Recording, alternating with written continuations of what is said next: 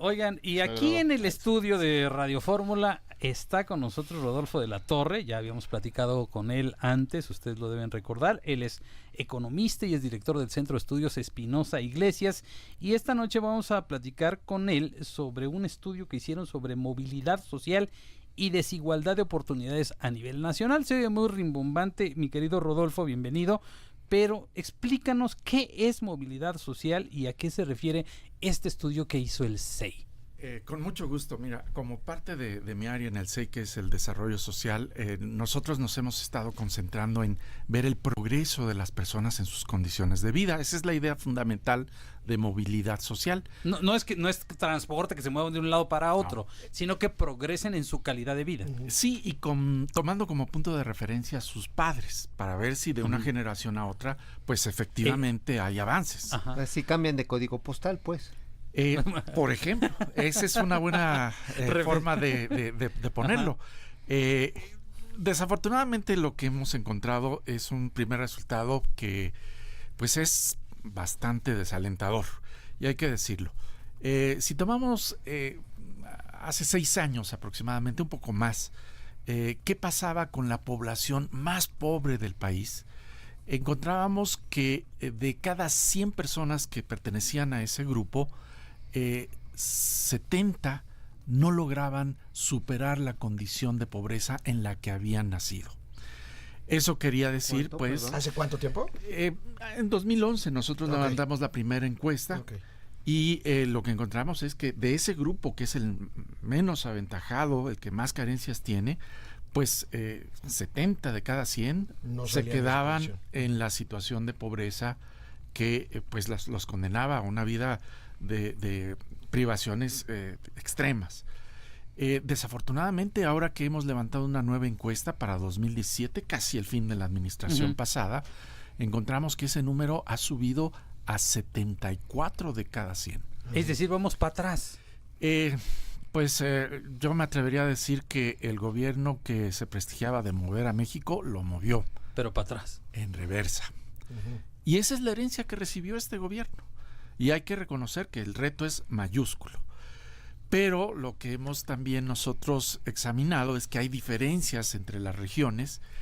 Y por ejemplo, me llamó mucho la atención, sí, lamentablemente, porque además yo soy de Chiapas, entonces esa falta de movilidad y esa condena a la pobreza desde que nace, es decir, en el sureste mexicano prácticamente están condenados el que nace pobre a quedarse pobre, ¿es correcto? Sí, uno lo puede ver en un sentido... Infancia es destino. Positivo.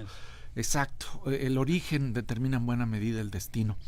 Los datos del sur del país, de cada 100 personas que están en estas condiciones de situación extrema de pobreza, solo 14 llegan a superarla. Pero si nos vamos al norte del país, a los estados de la franja fronteriza, vemos que ahí, naciendo también en una condición de pobreza, aproximadamente es el 44%, 44 de cada 100, los que sí superan la pobreza. Entonces, uno puede nacer pobre en distintas regiones del país y tener radicalmente perspectivas diferentes de superar esa condición. Y bueno, eso es algo a lo que llamamos también la atención, porque pues algo está haciéndose bien en el norte. Es una cuestión, por cierto, que no depende de Estados Unidos, de la cercanía con Estados Unidos. Pues. No depende de la condición de origen, porque ambos nacen en una situación de adversidad, los pobres en el norte y los pobres en el sur. Lo que ocurre es que hay condiciones distintas para integrarlos a la economía. Una puede ser justamente la relación con los Estados Unidos, el comercio internacional, probablemente algo de la migración. ¿De quién depende cambiar estas condiciones como para que un niño chiapaneco o comparado con un niño de Nuevo León tengan las mismas oportunidades? No me vayas a decir la gente porque me suicido en este instante. Que vayan y los tengan en el norte. Bueno, encontramos que el factor decisivo de esta situación es la riqueza del lugar. De hecho, pues qué tan rico o pobre es el hogar de origen determina muchas de las oportunidades de salud, de educación, de trabajo, Pero por supuesto, ensayar una redistribución de la riqueza tiene sus complicaciones y además pues hay que ser muy cuidadosos. También tiene problemas de desalentar posiblemente la acumulación de riqueza. Pero ahí es donde intervienen otras acciones que pueden ser tan efectivas como directamente intervenir a nivel de riqueza en los hogares, que es permitir, por ejemplo, que se cuide la salud a todos los mexicanos. Actualmente no todos tienen acceso a los servicios de salud y hay una división muy tajante entre los que, por ejemplo, están en lo que todavía es el Seguro Popular con una atención muy precaria y los que están en el IMSS, el ISSSTE y otras instituciones que les dan un mejor servicio, aún con todas las carencias que, bueno, ustedes ya comentaron con la renuncia del director del IMSS, pero sí hay una diferencia notable. Y luego la educación, que ahí el problema es que no tenemos una homogeneidad en la calidad a nivel nacional. Nuevamente el sureste del país tiene las escuelas con menos infraestructura, les faltan baños, les faltan pizarrones, les faltan ventanas. Eso depende en buena medida de políticas públicas que estén adecuadas para redistribuir la riqueza y las condiciones de vida. Eso no depende de las oportunidades de trabajo o que esté industrializado el sur o no. Puedes tener escuelas del mismo nivel, de la misma calidad en Sonora, en Nuevo León, que en Chiapas o en Oaxaca. Bueno, depende de quién lo financie, esas instituciones. No, pues, ¿quién construye las escuelas? Bueno, si por ejemplo en mi querido Tabasco lo que producen son plátanos, porque el petróleo ya no, pues entonces ¿de dónde van a salir los recursos para esas políticas públicas? Ahora, ¿México es un país atípico en este sentido o en todo el mundo sucede esto? El que nace pobre en Brasil termina siendo pobre de por vida, el que nace pobre en Alemania tiene mejores oportunidades. No, hay diferencias notables. Si hacemos una comparación internacional, por ejemplo, Estados Unidos es el siguiente país con menos movilidad social que México, en los que hemos podido hacer mediciones similares. En otras palabras, eso del sueño americano tiene sus asegúnes. Tienes que ser güero de entrada. Y Chile y sobre todo Brasil se parecen, aunque tienen un poco más de movilidad social que nuestro país.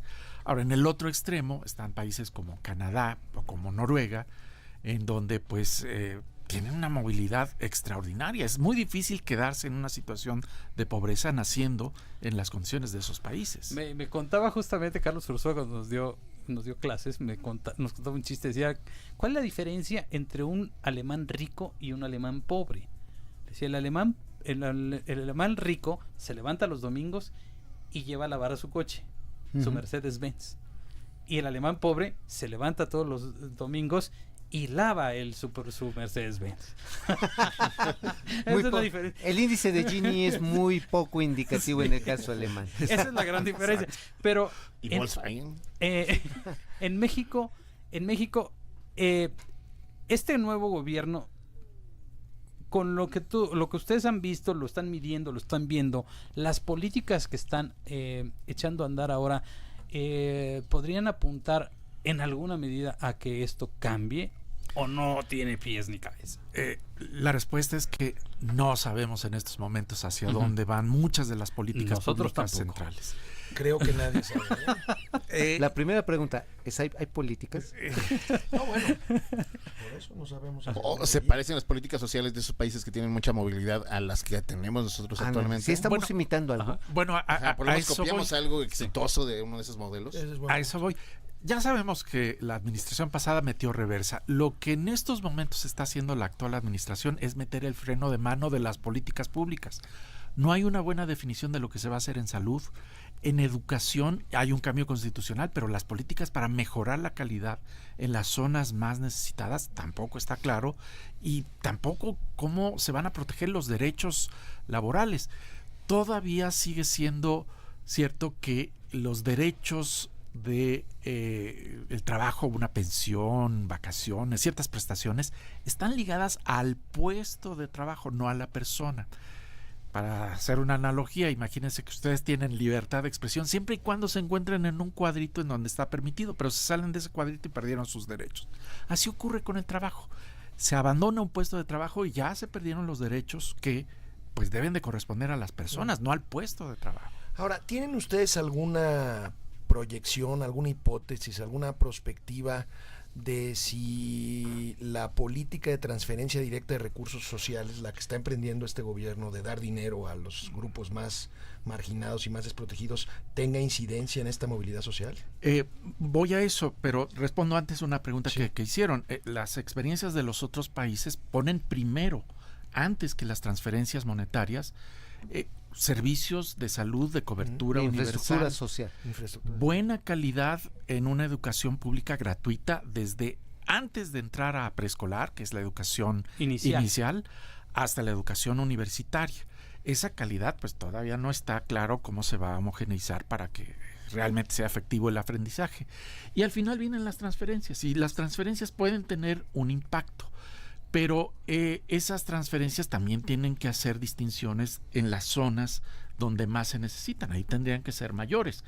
O si ustedes lo quieren ver de otra forma, si va a haber una deducción de impuestos, una reducción de impuestos, pues que se den las zonas más necesitadas. No tenemos una política en ese sentido. Sí, o sea, una política diferenciada, dices, ¿no? Y redistributiva en lo efectivamente redistributiva. Regionalmente hablando. Exacto, Sí, esa diferenciación para apoyar más a los que más lo necesitan no está claro en estos momentos que se vaya a dar. ¿Qué tan fácil es hacer una política redistributiva para que a todos les toque de manera compensatoria? De manera justa, ¿no? Sí, Si se permite la palabra. con equidad, es decir, darle más a quien más lo necesita. Bueno, tiene sus complejidades, empezando por identificar a la población más necesitada y el grado de sus necesidades. Esto comenzaba a hacerse con muchas dificultades y retrasos en la administración pasada, pero ese avance desafortunadamente se ha perdido, si no es Había que censos, oscurecido. ¿no? Había censos, había de hecho diagramas de población, Así había es. índices Padrones. de concentración, había padrones, había todo un andamiaje incluso tecnológico para ubicar por GPS Así las es. familias necesitadas Ujú. de determinados apoyos. Había un sistema de información social integral que es todo esto que ustedes han mencionado, que pues trataba así de tener la mayor cobertura. Se sustituyó por un censo de bienestar Ujú. que Los tiene servidores muchas de la Que nación, todavía ¿no? no termina, por cierto. dificultades. Y que Que parece todavía más no te- clientelar que Bueno, Eso- está eso- esa sospecha. Eso lo dije yo, para que no te lo eches. No comprometerte. ¿Sabes si este censo una vez que termine tendrá datos que compartirá el gobierno con instituciones como las de ustedes para temas de medición? No es claro. Y yo creo que es importante Seguro revisarlo que sí. porque puede haber fallas. Ahora Sí, se claro. dice con ese censo que estaban mal los programas anteriores, pero probablemente lo que está mal es el censo. Sí. Mientras no se audite ese censo, Sí, sí, pues sí. no sabemos. ¿Tenemos exactamente. alguna eso. metodología de esos censos? ¿Sabemos cómo se están armando? Sí, ha habido conferencias internacionales en donde se ha intercambiado experiencia de cómo construir esos sistemas. No, pero el que se está aplicando ahora. No, ese se hizo incluso al margen del gobierno en sus inicios, a través Sí, de... se hizo desde la de- transición, sí es cierto. Pero no Exactamente. sabemos su metodología, dónde van, a qué horas trabajan, No, sus no reportes, tenemos los sus detalles entregables. técnicos que podrían darnos pues una primera noción de que tan bien o mal está hecho. Oye, hay un tema que realmente me preocupa y ese no tiene que ver con la redistribución geográfica. El asunto de género. Sí. De acuerdo con este análisis que ustedes hacen, si una mujer nació en condiciones de pobreza, tendrá menos posibilidades que un hombre de escapar de estas. 75 de cada 100 mujeres que nacen en la base de la escalera social no logran superar esta condición, comparado con 71 de cada 100 de los hombres. Sí, efectivamente, las mujeres tienen doble desventaja. Cuando están en condición de pobreza es mucho más difícil que salgan, y cuando alcanzaron la mejor posición en la escala socioeconómica es más fácil que caigan. Y mucho de esto tiene que ver con que no hay pues una comprensión de las necesidades que acompañan la participación de la mujer en el mercado de trabajo. Por ejemplo, gran parte de las mujeres, 89% del trabajo que se realiza de cuidado de los niños, de discapacitados, de adultos mayores, recae en las mujeres. Y no está en la mayoría de los casos remunerado. No está remunerado, pero además no hay instituciones que faciliten No, pues, pues ya el no hay ni liberar parte de estancias ese trabajo. infantiles. Ese es el punto. Estancias infantiles, por ejemplo, ese es un gran retroceso. punto, es un retroceso. Y otro asunto tendría que ver también con lo que está tristemente generalizado, no solo en este país, sino en muchos más, que a trabajo igual, a nivel de responsabilidad igual entre hombres y mujeres, está comprobado que los varones tienen mejores salarios que las mujeres teniendo el mismo nivel de responsabilidades.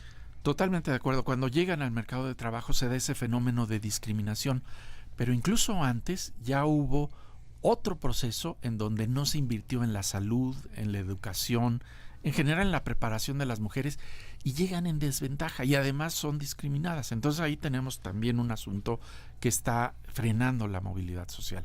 Estamos hablando de que ahí tenemos una reserva de una cuarta parte de la población que podría trabajar, que no está siendo aprovechada. Entonces hay un potencial de crecimiento si miramos esas condiciones de la mujer. Oye, el presidente, antes de que nos vayamos, que ya nos está por terminar, nada más dos cosas. Una, el presidente en una de sus últimas conferencias consideró al programa de Jóvenes Construyendo el Futuro, 500,000 personas que están en este programa, como empleados. No se puede considerar como empleados. Eso no puede generar movilidad social como tal, ¿o sí? Bueno, se capacitan para estar empleados, pero son aprendices en el mejor de los casos. Y el dinero que reciben no es producto de su trabajo, sino es producto de una transferencia fiscal. Así es. Y además ni siquiera tributan, pues al contrario, en lugar de tributar reciben. ¿Daría movilidad social si después de ahí tuvieran un trabajo? Sí, sobre todo si pueden insertarse en el sector formal, pero eso es lo que se facilitaría. Que teóricamente se evaluarlo dentro de un año. Por lo menos, así es. Y la verdad es que sí se requiere esa evaluación porque es prometedor el programa, sí, pero no yo es le sigo una considerando solución el beneficio mágica. de la duda, pero hasta no ver, vamos a ver dentro de un año. Rodolfo, este estudio de movilidad social en México, ¿dónde lo podemos encontrar? Está en la página del CEI, www.cey, que es CEY.org.mx.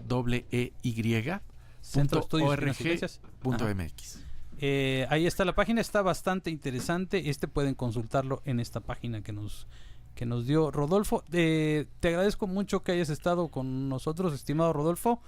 Y a quienes nos acompañaron esta noche, mi querido Alejandro, Mauricio, Amado, gracias.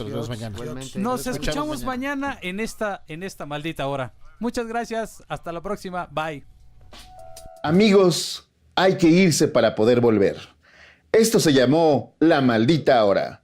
Sintonízanos mañana en la misma batihora y en el mismo Vaticanal, con su bajeza bendidísima Cayo de Hacha. Hasta pronto.